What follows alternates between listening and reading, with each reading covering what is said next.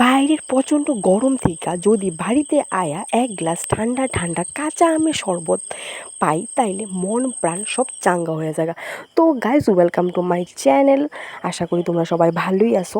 তো আজকে আমি একটা নতুন রেসিপি নিয়ে আইছি, যেটা হয়েছে কাঁচা আমের স্পেশাল শরবত।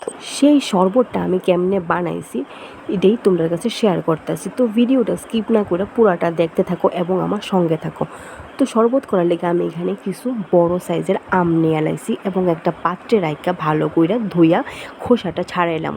তো তোমরা যদি মনে করো গরমের মধ্যে এত ঝামেলা কে করবো রোজ রোজ, তাইলে এক কাজ করতে পারো, সহজ বুদ্ধি দিতেছি। অনেকগুলো আম না একসাথে পেস্ট করে লেবা, কইরা সেটা চিনি দিয়া জাল দিয়া ঠান্ডা করে ফ্রিজে রাখা দিবা এবং যখন বেশি গরম পড়বো এবং শরবত খাওয়ার ইচ্ছা করবো তখন বার কইরা আলাদা ঠান্ডা জল মিশিয়ে শরবত করে খাইতে পারবা। দেখো এখানে আমি খোসাটি ছাড়াই লাইছি, এখানে কিছু কাঁচা আমও আছে আর কিছু পাকনা আমও আছিল, সবগুলো আমি একসাথে লইয়া লাইছি।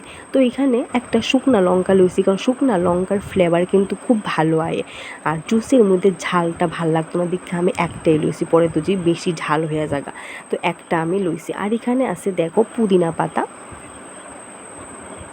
আছে ধনিয়া পাতা, আর এই যে শুকনা লঙ্কাটা আর একটা কাঁচা লঙ্কাও লইছি।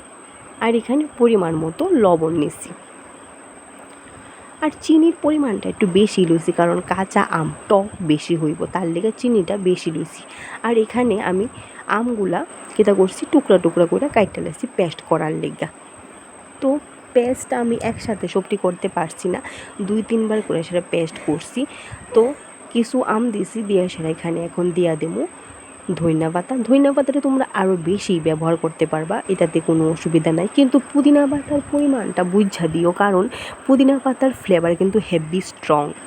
তারপর কাঁচা লঙ্কা শুকনো লঙ্কাটা লইছি, এটা ভাঙ্গা দিয়া দেবো, পেস্ট করতে সুবিধা হইব।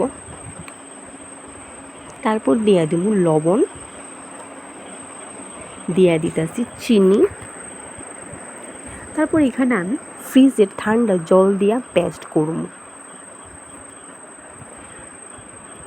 তো পেস্ট হয়ে গেছে গা, এবার 2-3 বার করে সেটা পেস্ট কইরা লামু। তো পেস্ট করা আমার হয়ে গেছে গা। তো দেখো অনেকটা ঘন হয়েছে, তো আমি এখানে আরেকটু পাতলা করছি। তোমরা চাইলে এই ঘনটাও কইরা খাইতে পারবা, আবার অনেক বেশি পাতলা কইরাও খাইতে পারবা, এটা তোমরার মানে টেস্ট অনুযায়ী কইরো। তো এখানে কিছু লেবুর পাতা আইনা সেটা টুকরা টুকরা কইরা আমি উপরে দিয়ে লাইছি, দিয়ে সেটা আমি কি করছি ফ্রিজে 1 ঘন্টার লেগে আমি রাইখা দিছি। রাইখা তারপর বার কইরা সার্ভ কইরা খামো। তো এই যে আমি সার্ভ করতেছি, সঙ্গে একটা পুদিনা পাতাও দিয়ে দিছি।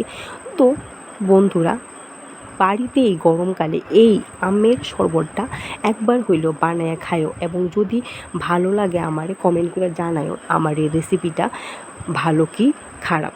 তো আমার এই ভিডিওটা তোমরা যদি ভালো লেগে থাকে লাইক কমেন্ট শেয়ার করো, আর তোমরা যদি ফেসবুক থেকে আমার এই ভিডিওটা দেখা থাকো তাইলে একটা ফলো করে দিও, আর ইউটিউব থেকে দেখা থাকলে সাবস্ক্রাইব করে দিও।